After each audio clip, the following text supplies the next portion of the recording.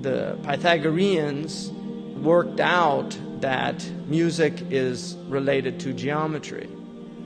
And in classical Western tradition, you had what was called the quadrivium, and so you studied arithmetic first, which is number, discrete number, arithmetic, 1, 2, 3, 4, and obviously not simple arithmetic, but the meaning of numbers, because numbers are related. All numbers are multiples of 1. Everything comes from 1. And then you went into geometry, which was number in space. And then you went into music, which was number in time and space. And then you went into astronomy, music, which is number in time. And then you went to astronomy, which is number in time and space. So there was a cosmology to the quadrivium, and these are related to cosmologies. Now, different maqamat affect different parts of your soul, and this is why the prohibitions of music are there, because music is very, very dangerous, and a lot of people don't know what they're doing with the music. And if you don't believe this, all you have to do is look at some documentary footage of what was called Beatlemania in the West, and how mad people went over new sounds of music that were being popularized and promoted over the airways.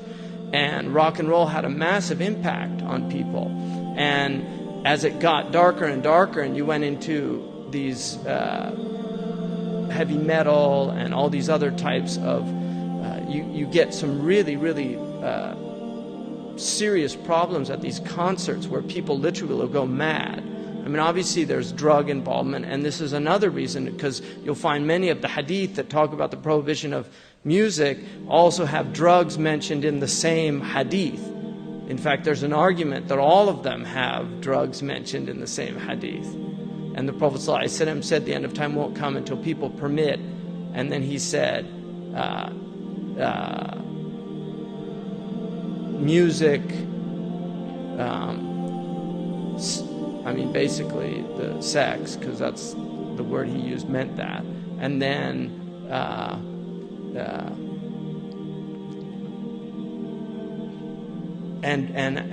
drugs, intoxicants. So he actually mentioned those three together, right? Which in Western parlance is sex, drugs, and rock and roll, which became a kind of mantra of the 1960s, and we're still feeling the repercussions of that in the West since that time, which was a massive change. And Plato argued that you will never change musical modes in a society except that it will have a radical effect on the culture and nature of the society. So musical changes actually are harbingers of shifts within society.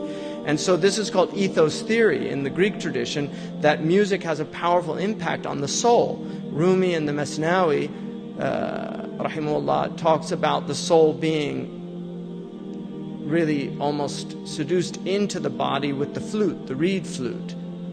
And that's an indication, a mythological indication of the power that music has. And he talks about the morose sounds of the reed flute and the impact that they have on the heart. So music is very powerful, and it's really not something to be played with, because people don't know what they're doing. And in traditional, like if you go into traditional like ragas in Indian music, they have a whole science, and they know that they're having an impact on people. Al-Farabi wrote a book called Kitab al-Musiq al-Kabir, and in that book he gives you the maqamat to use that where you can make people laugh. If you play the maqams, they'll start laughing uncontrollably. You can play other maqams and they'll start crying.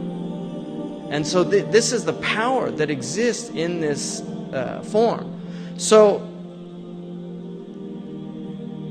what you have to understand is that the religion does not have a blanket permissibility, and it doesn't have a blanket prohibition, but it has a dialectic of tension to make sure that we don't go astray in either way.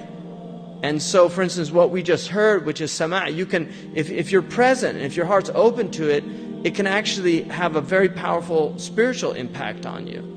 I mean, they can put you into a state of hudur, of presence with your Lord. And this can happen. And obviously the Quran does this as well for people. And I don't want to put them in the same category, because they're not. إِذَا جَاءَ الْحَقِّ زَهِقَ الْبَاطِلِ. Everything other than the Quran in terms of this has a vacuity to it.